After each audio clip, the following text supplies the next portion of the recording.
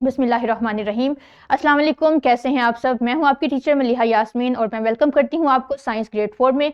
आज हम पढ़ने जा रहे हैं बी लिफ्ट नंबर 5 और इससे पहले कि हम अपना आज का टॉपिक शुरू करें, अपने ब्रिजिंग के सोल्यूशन पे एक नज़र डालिए और वेरीफाई कीजिए कि क्या आपने करेक्ट आंसर लिखा है या नहीं लिखा।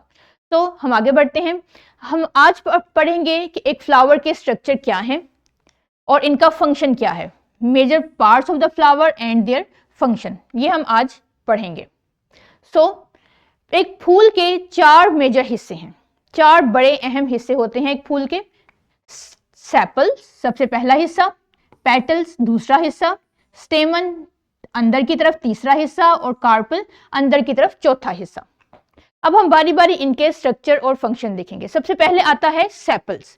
सेपल सबसे बाहर वाला हिस्सा है एक फूल का, जो कि सब्ज रंग का है, आपको तस्वीर में दिखाई भी दे रहा है। और इसका काम क्या है कि ये अंदर वाले तमाम हिस्सों को प्रोटेक्ट करता है, उनकी हिफाजत करता है और जब तक फूल पूरा खिल नहीं जाता, ब्लूम आउट नहीं हो जाता, तब तक ये उनको प्रोटेक्ट करता है।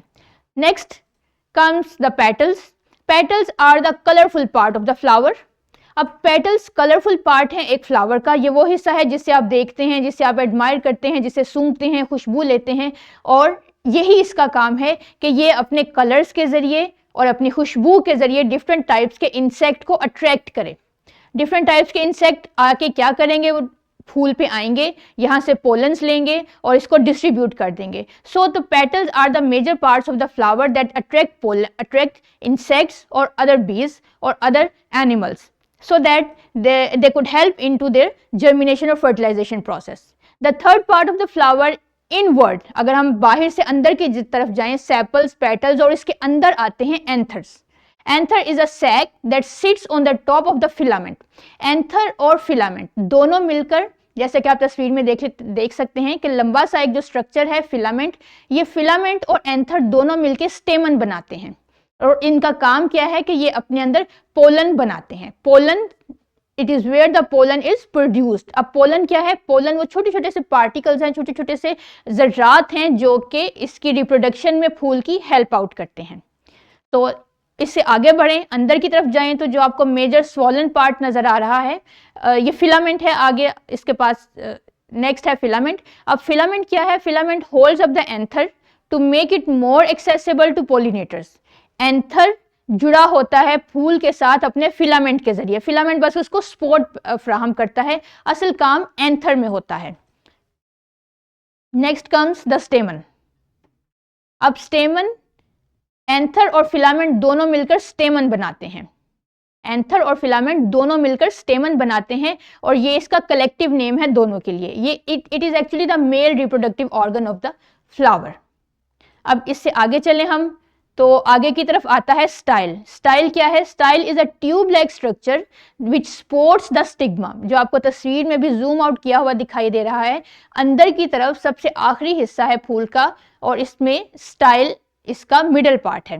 Pollen tubes can develop into the style after pollen germination. ये हम आगे पढ़ेंगे, इस लाइन को आगे इन डिटेल समझेंगे कि इसका क्या मतलब है कि ये पोलन ग्रेन्स को रूट फ्राहम करती हैं ओवरी तक।